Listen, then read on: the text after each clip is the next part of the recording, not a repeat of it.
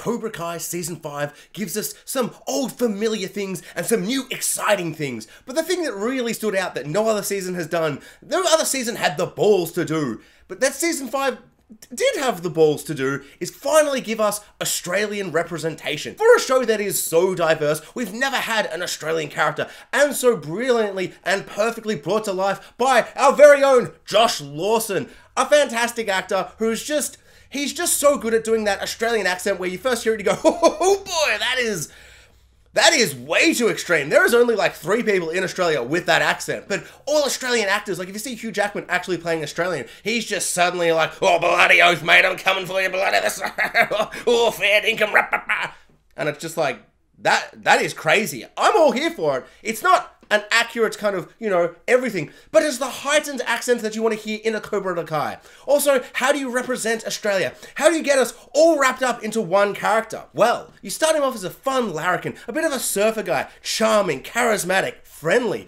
but then, boom, suddenly he's actually a scumbag criminal, he's gonna fight you, but then you bring in your karate fighting, and turns out he's not so good at karate fighting, and he's kind of maybe all talk, no walk.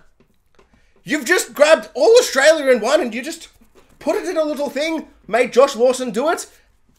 Australia. Well done, Cobra Kai. Was the character not only peak Australian bully for a show about bullies and punching and all that silly Cobra Kai-ness that's where we've come to love and expect, it's also the perfect setting. Because if it's in America, you'd be like, oh, I guess, you know, maybe there'd be an Australian over there doing whatever. But if you really want to like exactly show where Australians are and what they're doing, put them in Europe/Asia/Mexico.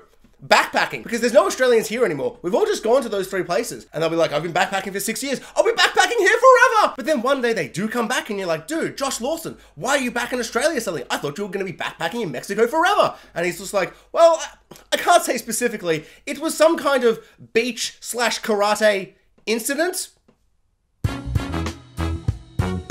So Cobra Kai Season 5 is finally here, and it was so awesome. I love it so much. I think some of the elements in this season started to feel a little repetitive, where I was kind of like, oh, okay, we're doing this again. And then they would kind of shift and change it a little bit. But overall, I had a really, really good fun time. I felt like more so than any other season, it was kind of in 2 separate halves. Like the first half, Daniel and Johnny are kind of on separate little journeys and adventures, and then they kind of start teaming up towards the end. And this season really kind of brought in Terry Silver as the main big bad. Like, he was in Season 4 a lot, but now that he's taken center stage, now that John Kreese is in prison, we finally get Terry Silver kind of taking control, the way he kind of took control in Karate Kid 3. Something I really loved was that Terry Silver, at the end of Karate Kid 3, he wanted to have Cobra Kai go everywhere. He's like, I want Cobra Kai to be everywhere. I want to own the valley. I want karate and Cobra Kai to be synonymous, and all those things. And he failed, and now 30 years later, he succeeded. So this season starts, he's put all his money in his high-tech karate facilities and dojos everywhere, and it's kind of seeing this like crazy 80s plan finally come into fruition 30 years later. And he's evil and he's bad, and I don't want him to succeed. But part of me was like excited that after 30 years, he could finally do what he's been dreaming of all this time. Like, I don't know, he's so driven and he so wants to get this done. And it's just kind of crazy to see someone like who failed for 30 years actually succeed. And you do want them to stop him, which of course they do, because, you know, I don't know, the evil reign of people, the rise and fall, something, Rome or whatever. You know what I think it is? I think it's just the idea of that. Like, you take away all the villain evil stuff and the punchy punch and the crime and the cheating that comes back beautifully at the end, all that stuff, you take that away, and you just grab what Terry Silver is doing, which is like, he's driven and he's, you know, ambitious and he wants to do this thing, and he failed. And he didn't let that get him down like he did for a while, but he's come back, he's re-emerged, he's like a phoenix out of the ashes, and he's all like, "Caca, look at my wings, look at my silver wings." And he succeeded, and he's doing his passion.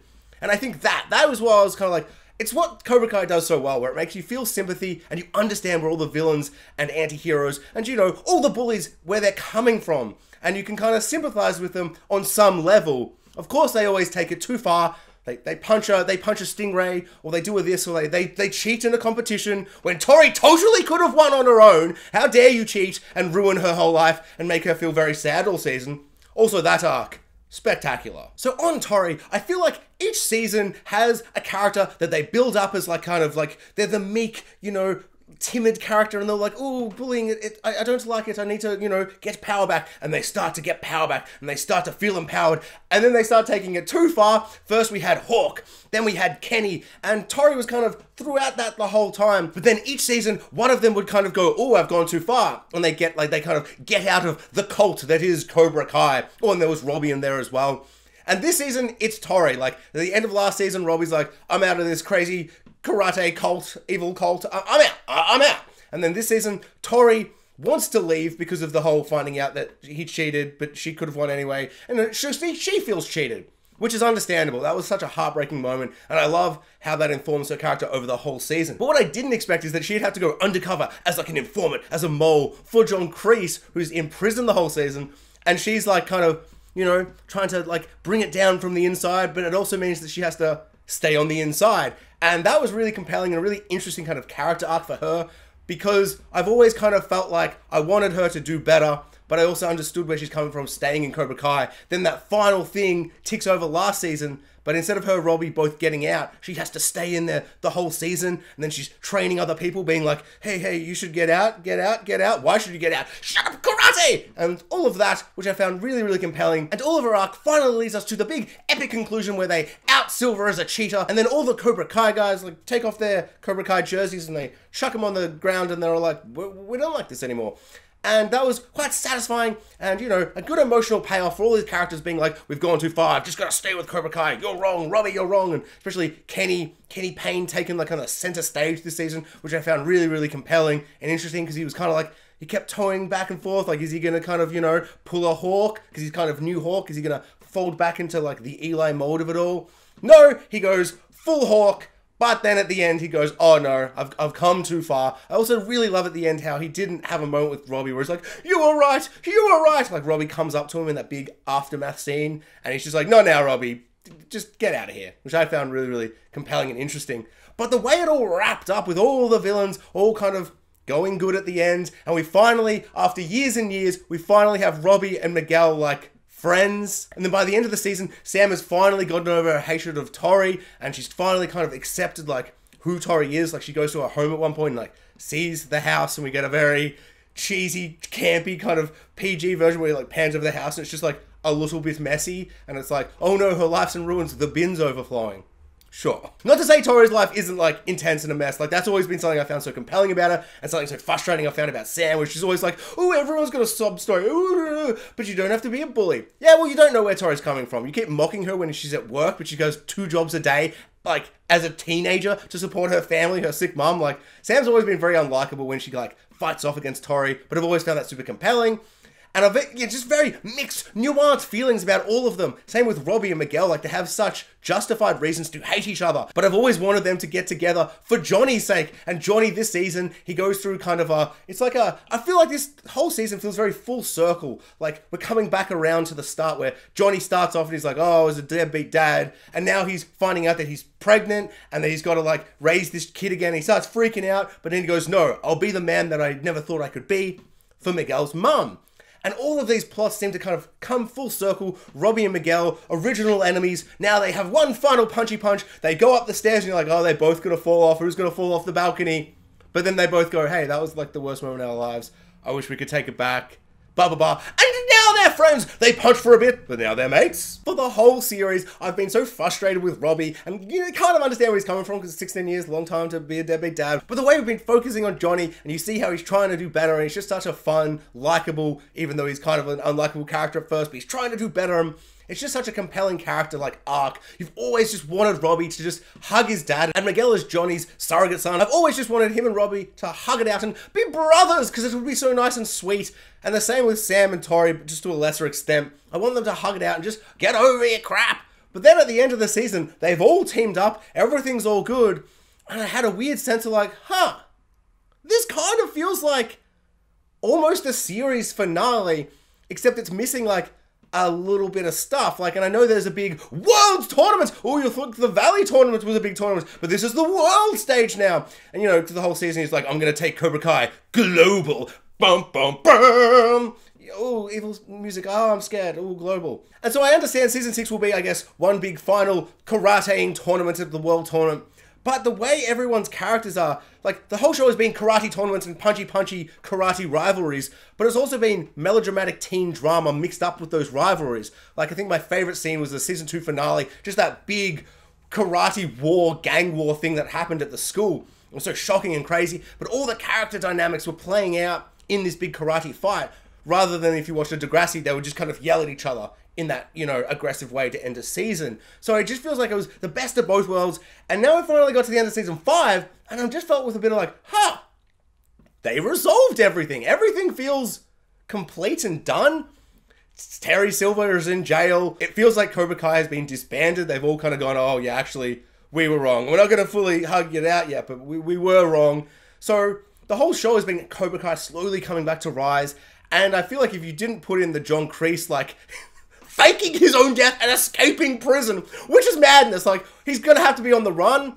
I do have one idea where I think it'd be really fun if they go to the big world tournament in season 6, which I think should be the final season, and they face off against this other karate thing, and they've got a secret hidden sensei in the dark, and then halfway through the season, it's like, it's John Kreese! He's back! But his name is, you know, a different name or whatever, because John Kreese is like an escaped convict, which is just a psycho plot twist, like, just madness. But yeah, it just feels like a weird sense of like, oh, be careful what you wish for, like you've wanted Robbie and Miguel to hug it out and be brothers, and they did, and then it's like, oh, all the drama and conflict and tension and all the rivalries and everything, it's gone now.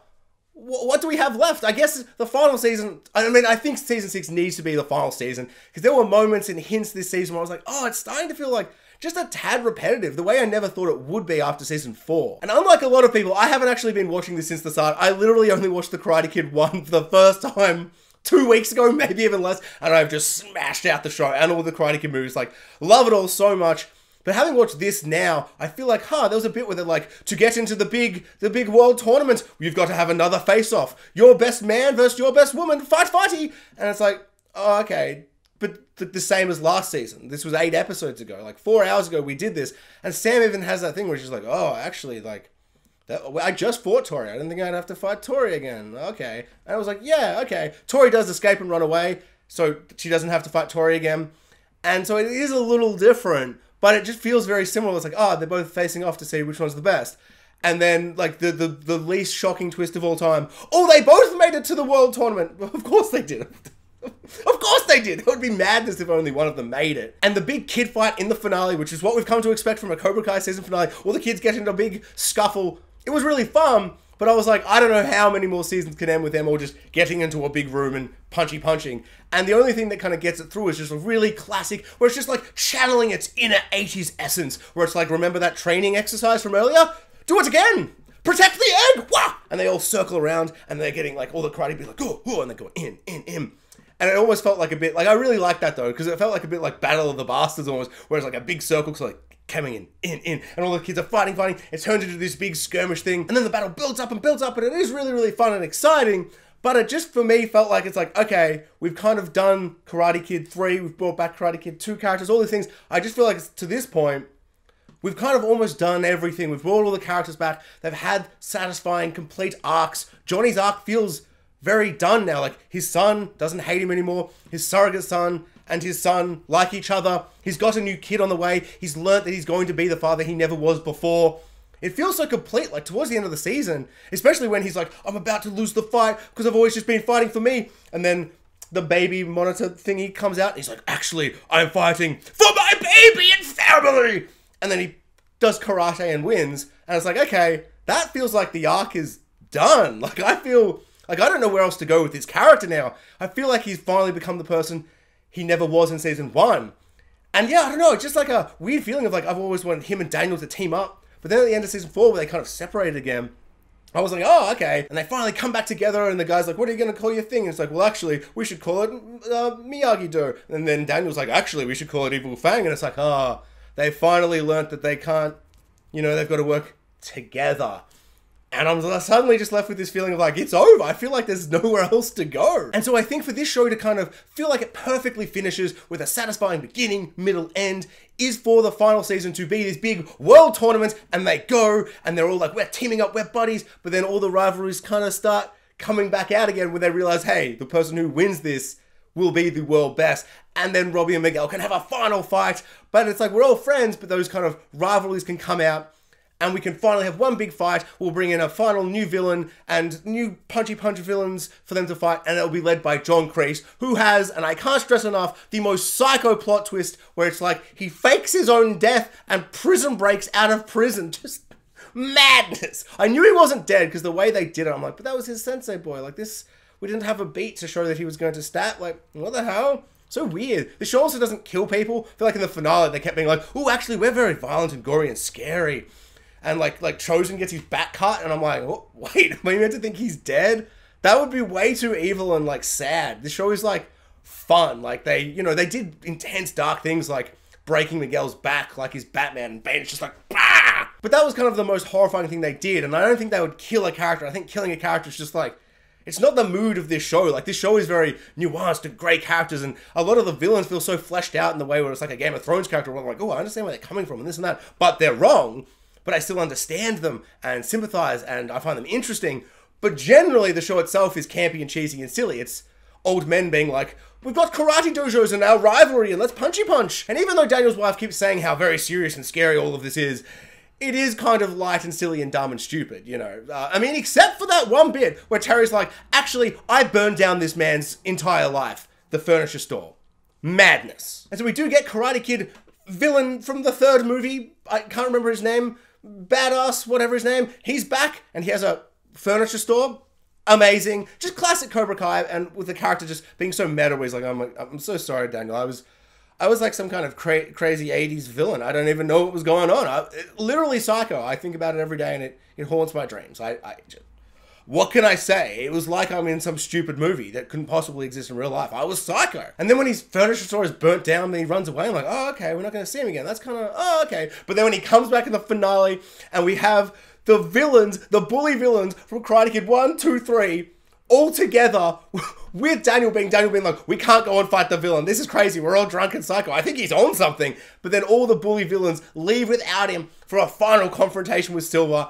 And for me, I'm like, this is series finale stuff. We've got the Karate Kid telling all his three bullies who are nuanced, fleshed out heroes now, anti-heroes, or mostly just heroes now, who were villains in the past, all coming back together, and that bully evil streak from earlier, that all comes out with their drunkenness, and they're like, let's go kill him now! But Daniel's still like the most heroic, the most honorable one. Is like, this is psycho, let's not do this.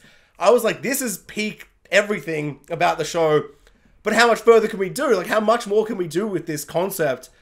So it was just a bizarre feeling of like, oh, this is such a series finale. But we've got the John Kreese and the World Tournament. So I think it's got to be that final season. I think that is so perfect for me. And if it's not, I feel like this show is going to suddenly be like, oh, okay. When's this ending? What's this leading to? I think my favorite scene from this whole season was when Chozen and Johnny both have just a moment where they're just both discussing Daniel, and both now, as heroes, are bragging about the time they bullied Daniel and they keep one-upping each other. But then they're both like, oh, but Daniel, you know, he does have honor like this, and he does have honor like this. But then they start comparing all the awesome things Daniel did in their movies, and then just when they've known him now. It was just such a funny moment of them being like, I'm actually the best bully. And then being like, wait, no, actually, I'm his best friend. Actually, it was just like, this is the whole show just encapsulated in this one moment. Just hilarious, funny, shockingly poignant and beautiful and heartwarming, and just such a great story of like everybody, well, mostly everybody, not Terry, obviously, and I guess not John Kreese now. Everyone gets a redemption. Like, everyone gets a second chance if they deserve it, if they fought hard enough to earn it. And I find that a really compelling arc, and I think that's something that kind of encapsulates the whole show, where it's like, if you want to, and if you try hard enough, and if you haven't done something so awful, because they have done pretty awful things. They both tried to kind of essentially kill Daniel at one point, but they deserve redemption if they try hard enough. And I find that really, really compelling and really interesting. On that note, I love the moment where you think they're going to give John Kreese redemption, and they've got to the little, here's your number, we're going to get your lawyer, my lawyer will help you to get out of prison. And then John Kreese does his whole like, he wants to expand and be global, Cobra Kai. And then he opens the thing, and he's like, no mercy. Oh, snap, Daniel. Oh, very dogsy. A little bit of, Eagle Fang in that note. So I like it. It's very fun. One thing this season does, I think, way better than any other seasons is make me love Daniel LaRusso. I've always loved Johnny more than him, and I feel like that's been intentional for a lot of the time. I've slowly become to really appreciate him, probably since season 3. I really liked him as a character. But this season, with him versus Terry, I found it so compelling to see Daniel kind of disintegrate and devolve as he got kind of more bitter and more angry and more kind of focused in on trying to take down Silver, and Silver using his money and power and just manipulating Daniel to this point where he becomes this drunken mess. And that moment where he goes to meet Johnny, and Johnny's like, dude, what is wrong with you? You've gone way too far. Like, sit down. Let's have a cheeky D&M and let's figure this out. And Daniel's like, oh boy, if you think I've gone too far, I have gone way too far. And it was just such a funny kind of, I don't know, switcheroo of the two characters from like the start of the show. And I really love that for Daniel. And then I love Johnny coming to kind of help him out. And that moment where they're all like, actually, Daniel, we're all here for you. And they all stand there and they're all like, let's fight Terry together. Just so emotional, so satisfying. It was a really great decision to take Daniel on kind of that darker path in the first half of the season as he just becomes obsessive about Terry and trying to bring him down and all that kind of stuff. I just found it really, really compelling. That fight where Terry beats the ever-loving hell out of him. Amazing, horrifying, really, really great stuff. And then when they have their face-off in the finale, and he does his classic original Karate Kid move, where he's like, wah, pa-cha, double kick. Or, you know, one kicks up, and then the other leg kicks. You know, you've seen Karate Kid 1. And that, like, once again, that just was like, that series finale stuff. He finally takes out the villain with his classic Karate Kid 1 kick. What more do I want from this show? Like, it was just so satisfying. It's such a weird feeling of like, oh, but then it feels like, yeah, just a couple of scenes without it being this series finale. I gotta stop saying that. Another huge highlight of the season was Chozen, the Karate Kid 2 bully. Seeing his character now and fully fleshing him out, because he got, you know, a couple of episodes in season 3, I think it's 3. And him coming back as a full-fledged villain was really exciting. I love the idea of him as a mole infiltrating Cobra Kai as one of the senseis and all of that stuff playing out. His fight with Silver with the samurai swords, and he's got the Raphael stabby stab fork thingies. You know, those three-pronged thingies. And he's like, and he's got the samurai sword, and all that fighting was really good. But the highlight for me was probably the moment where he was training all the kids and they do the whole egg thing. And he's like, everyone take an egg and I'm gonna smash those eggs. And it was just such a crazy, insane moment. Like, there were moments where it was like, two of them were on the floaty, you know, thing in the water, and he's like under the water, and he pops out and he spills them things and the eggs fall in the water. And it's just like, how did that man get into the water without them hearing and noticing him and then pop out of the water? Madness and insanity. I loved it all so much. It was really fun. And then it built up to that classic team up moment where they're all like, we've got to work as a team. Surround the egg, protect the egg. Just a lot of fun. And then of course, it's like the thing they learn that they have to utilize in the final fight. Classic 80s, just pure 80s nostalgia, but also just really great character work and really fun, exciting stuff. And I think that actor just had a lot of fun flexing that kind of like, oh, I'm an angry, ooh, but also having like all these like emotional human touches, and he kind of admits his love to character from the other movie, Karate Kid 2, when he's drunk. He was just a lot of fun. I really, really enjoyed his character throughout the whole season. That was one of the highlights that we didn't really get throughout the rest of the show. One little moment that really kind of just made me laugh so hard that I thought was just an absolute standout moment was Cobra Kai is taking over the valley. And there's a moment where all our heroes are standing around like a map of the town, and they've got little flags saying Cobra Kai, like, and placing where he's taking over the valley. And it's like, what is this, a war council meeting with like the small council in Game of Thrones? Like a war meeting? What is going on? The show became so insane and silly. Like, I love that Cobra Kai, he brings in all these outside senseis to train everybody. And they're all like the best senseis in the world coming. One of them's got an eye patch and never speaks. And it's just so heightened and crazy and insane. I really liked all of that. I really enjoyed the season being like, Cobra Kai is taking over the valley. What's their secret and nefarious plan? Take over the world. Oh, yeah, that seemed obvious to me that would just, he'd want to grow and expand.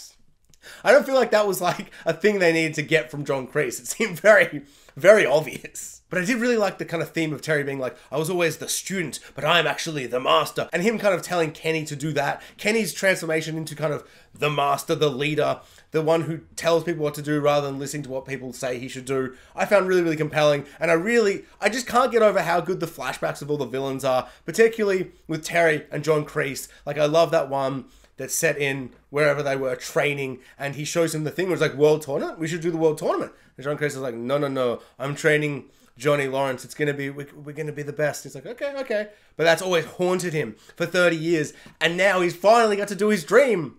But no, he gets sent to prison because he sucks. So the season opens with a fun Mexican adventure. And Robbie and Johnny, they go on a fun Mexican adventure. And for the most part, it's a bit fun. Some of it, I was just kind of like, the show feels like a little cheap. Like, I don't know, it was them driving the car or just kind of the locations they went in Mexico.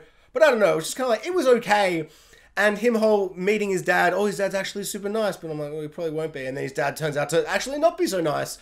But then right at the end, when his dad fully's like drunk and he's saying shit, and he's just like, oh, my dad like sucks and hated my mom and she was clearly right. Oh, what have I done? He goes outside, he's crying, he's feeling emotional, and then Johnny is just there, like, and he's on the phone with his mom. He's like, it's okay, Johnny's here. Like, finally, it's like when you watch something, you're like, oh, it's okay. I don't think this is actually working the way they want it to work. And then the sequence of events ended. That subplot ended with them embracing.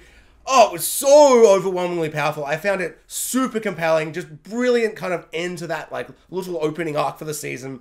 Just emotionally, like, yeah, I was just like, yes, oh, Cobra Kai, why did I doubt you? Ooh, yes, in the feels, right in the feels. Another character that I felt like maybe took a little bit of a backseat this season was Hawk, Eli. He's always been one of my favorite characters. I've really loved his, transformation from being bullied to being the bully, and then being like, oh no, I was the bully, I've got to stop being the bully. And I love how he keeps like shitting on Robbie this season, being like, Robbie, you suck. And then Robbie at one point is just like, dude, you did this, this, this, this, and this. I'm like, yeah, dude, sometimes you forget, because Hawk got his like, shaved and shamed. Shame. Ding, ding, ding, ding, shame. He got all shamed and stuff, and was like, ooh, I'm shamed now. But he did some, like, really awful things. Like, he really crossed the line, but then keeps judging people for who also crossed the line. So it was a fun moment of everyone being like, and then Dimitri's like, everybody's an ex-villain now. You're all anti-heroes. Just shut up and get together. There's a crazy man trying to crush our eggs. We got to focus on that. And I did think it was really satisfying to have Eli/Hawk fight against Kenny, because Kenny is essentially new Hawk, and he hasn't learned his lesson yet. And that fight where he does the really hard punch in the chest, he's like, but if I get the point, I get the point. And he's like, no, no, no. If you get 1 point, but they can't fight again, that's all 3 points in one. And he's like, okay. That seems very evil, but I'm evil now. And then he does the punch thing, and he like can't breathe and everything. And yeah, so that felt a very satisfying new Hawk consuming old Hawk. Yeah, it was like, the whole season felt like a very good full circle kind of situation. Which is, once again, why I feel like maybe this should have been the final season. But I said I wouldn't say that again, so I won't say that again, even though I did just say that again. Overall, another amazing season of Cobra Kai. I just very much enjoy all the teen melodrama, and then all the children are like, and now we fight! And there's lots of children-on-children violence. All the karate is very, very good. I did feel like sometimes this season, I felt like I could see people like doing a punch and like them missing the person's face by like a meter or whatever. I don't know, maybe that's always been there and I've just not noticed it. Whereas this season, I felt like there's a couple of times where I'm like, I feel like some of the choreography wasn't like framed properly or something. I don't know. Now that I have finished season 5, I've finally come to this horrible realization that I've been watching so much Cobra Kai in the last 2 weeks building up to this. And there's no more Cobra Kai for like another year minimum, which is devastating and terrifying. Where am I going to get my children-on-children violence? But then they're like, don't be a bully even though you were bullied, but don't become the thing that you hated. But rivalries are bad. You've got to team up with your rival at some point. I feel like the theme of this whole show is they punch for a bit and then they're mates. Thanks for watching, guys. Like, subscribe, hit the notification bell, and comment below. I would love to know what everyone thought of Cobra Kai Season 5.